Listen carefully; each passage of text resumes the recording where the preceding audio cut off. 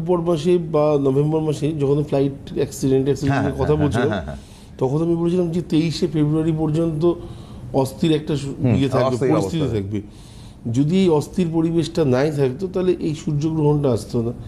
এবং কিছু না কিছু ডিস্টারবেন্স আমরা এখনও দেখতে পারি, প্রত্যেকদিনই পাচ্ছি। হ্যাঁ, এবং এখন তো অলরেডি একটা বিশ্বব্রহ্মাণ্ড উত্তালন অবস্থায় রয়েছে। তো এছাড়া আমি বলছি 23শে ফেব্রুয়ারি অবধি যেমন আমার বাইরের কোনো ট্রিপ থাকলে পরে সেগুলোকে আমি ক্যান্সেল করেছি, হ্যাঁ, স্পেশালি ক্যান্সেল করেছি। 23শে ফেব্রুয়ারি অবধি আমি অ্যাটলিস্ট ফ্লাইটে উঠবো না।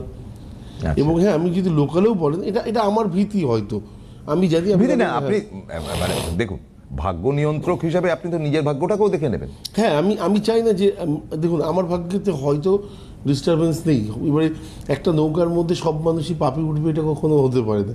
হয়তো একজনের পাপ এমন এমন সাংঘাতিক পরিমাণ থাকতে পারে যেখানে গিয়ে নৌকাটা ভরাডুবি হতে পারে। তো সেই জায়গাটাতে সেই নৌকার বাহক হয়ে গিয়ে আমার এগিয়ে লাভ নেই।